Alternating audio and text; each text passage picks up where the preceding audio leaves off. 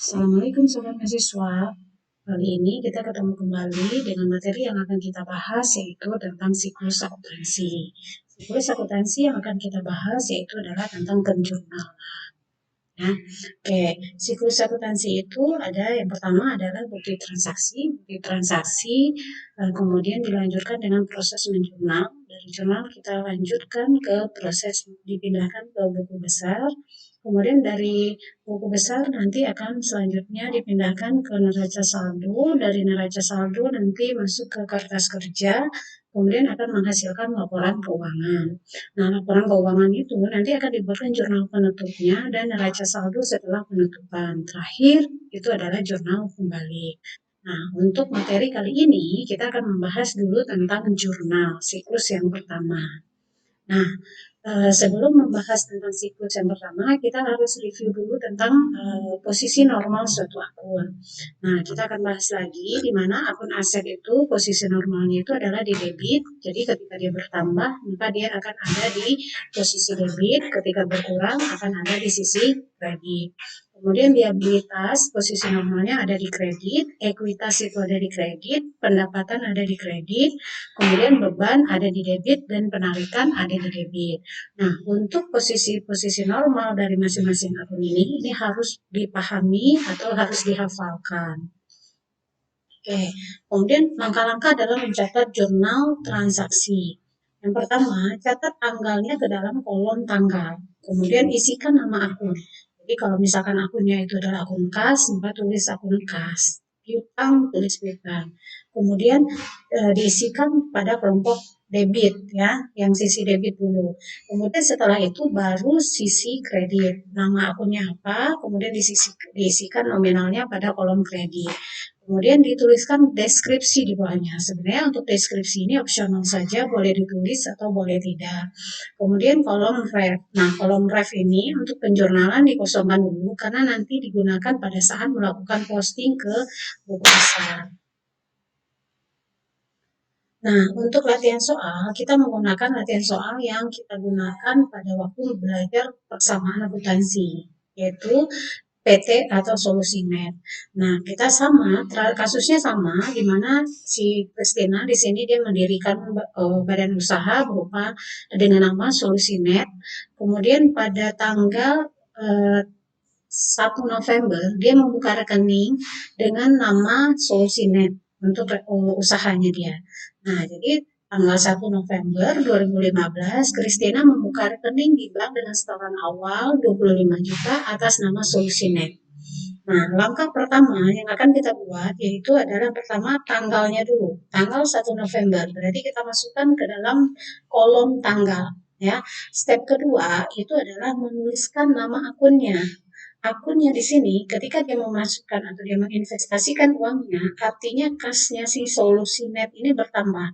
Jadi kasnya itu ada di kelompok debit. Artinya kenapa dia kelompok debit? Karena dia masuk ke dalam kelompok aset. Aset ketika bertambah, dia posisinya akan ada di debit. Ya. Jadi step 2 yang keduanya kita tulis akun kas, kemudian di kolom debitnya dituliskan nilai nominalnya. Kemudian di sisi kreditnya apa? Di sisi kreditnya kita akan tulis di situ adalah akun modal. Karena kan di sini nilai uang yang 25 juta itu adalah sebagai modalnya Christina. Modal sisi normalnya itu adalah di kredit. Ketika modalnya bertambah, maka dia akan dijurnal di kredit. Ya. Nah, kalau kita masukkan ke dalam persamaan akuntansi, dia akan seperti di bawah ini. Jadi kasnya itu di sisi aset, kemudian di sisi ekuitasnya juga sama-sama sebesar 25 juta. Jadi akan sama. Kemudian selanjutnya transaksi B. Transaksi B pada tanggal 5 November, Solusinet membayar uang sebesar 20 juta untuk pembelian tanah sebagai lokasi gedung. Nah, tanah ini termasuk ke dalam kelompok aset. dengan posisi normalnya itu adalah di debit, sehingga ketika tanahnya bertambah, maka kita akan menjurnalnya tanah itu pada posisi debit. Ya, tuliskan tanggalnya dulu, kemudian tuliskan nama akunnya, di sisi debit dituliskan sebesar 20 juta. Kemudian dia beli tanahnya secara tunai, artinya kasnya perusahaan itu berkurang. Kas itu adanya di posisi normalnya di debit. Ketika dia berkurang, maka dia akan ada di sisi kredit. Sehingga kita mencatat di sisi kreditnya, ini adalah nilai kas sebesar 20 juta. Jadi dimasukkan lagi di nominalnya itu ke kolom kredit. Nah, kalau kita masukkan ke persamaan akuntansi, di sini tidak ada perubahan antara aset dan liabilitas. Yang berubah hanya adalah aset dengan aset, di mana asetnya sebelumnya tanah berubah, dan asetnya sebelumnya kas berkurang, kemudian berubah menjadi tanah. Kemudian selanjutnya adalah transaksi C. Transaksi C di sini dia membeli perlengkapan sebesar 1.350 dan berjanji untuk membayar kepada pemasok dalam waktu dekat. Artinya dia tidak membayar tunai sehingga muncul namanya utang usaha. Nah, ketika dia membeli perlengkapan berarti asetnya di kelompok perlengkapan itu akan bertambah sehingga di sisi debitnya kita akan menulisnya sebagai perlengkapan. Ya, kemudian di sisi kreditnya kita akan menulisnya utang usaha. Kenapa utang usaha? Karena pembelian perlengkapan ini baru dilakukan beberapa waktu yang akan datang. Artinya kita membelinya secara kredit. Nah, utang bertambah itu akan ada di posisi kredit. Kenapa? Karena utang ini masuk ke dalam kelompok liabilitas, di mana liabilitas itu posisi normalnya adalah di kredit. Sehingga ketika utangnya bertambah, maka kita akan menjurnalnya di sisi kredit. Selanjutnya itu adalah Solusinet menerima 7.500 fee sebagai jasa yang diberikan kepada pelanggan. Dia menerima secara tunai. Artinya ketika dia menerima secara tunai, ada uang tunai yang masuk atau nilai kas yang masuk. Kas masuk ke dalam kelompok aset. Ketika kas bertambah, maka kita akan menjurnalnya di sisi debit. Sementara di sisi kreditnya, kita akan menjurnal sebagai pendapatan jasa. Ya, pendapatan jasa sebesar 7.500. Fee itu termasuk ke dalam kelompok pendapatan. Ya, pendapatan posisi normalnya itu ada di kredit. Sehingga ketika pendapatan bertambah, maka kita akan menjurnalnya di sisi kredit sebesar 7.500. Kemudian transaksi E. Transaksi E di sini di mana dia adalah membayarkan beban-bebannya secara tunai. Ya, ada beban gaji, ada beban sewa, ada beban utilitas, dan beban lain-lain. Nah, beban ini posisi normalnya itu adalah di debit. Ketika ada penambahan beban, maka dia akan dicatat di posisi debit. Kemudian dibayarkan secara tunai, artinya kasnya berkurang. Sehingga di sisi kredit yang kita catat adalah nilai kas yang dibayarkan untuk membayar beban tersebut. Ya, makanya di sini jurnalnya ada beban gaji sebesar 2.125, beban sewa, beban utilitas, beban lain-lain. Pada kas di kredit sebesar 3.650. Oke, selanjutnya transaksi F. Transaksi F pada tanggal 30 November, Solusinet membayar hutang kepada kreditur sebesar 950. Nah, di sini dia membayarkan hutangnya, artinya hutangnya jadi berkurang.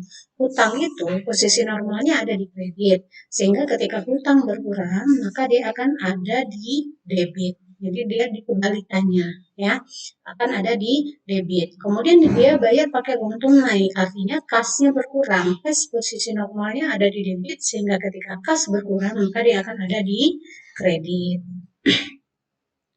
Sehingga jurnalnya di sini adalah utang usaha pada kas sebesar 950.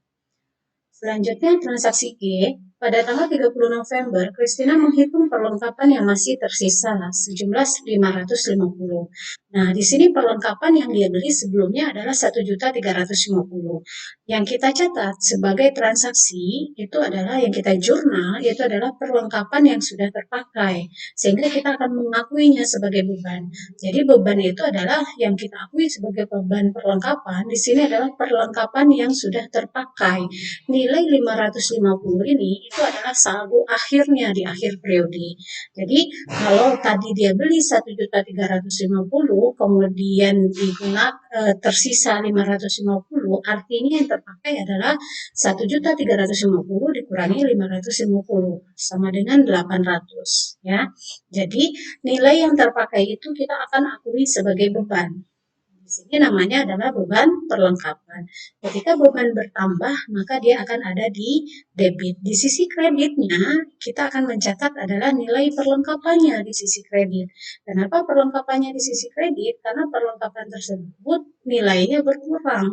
Perlengkapan masuk ke dalam kelompok aset. Ketika nilainya berkurang, maka dia akan ada di kredit.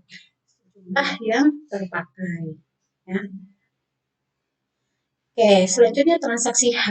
Transaksi H di sini Kristina menarik tunai untuk keperluan pribadi sejumlah 2 juta.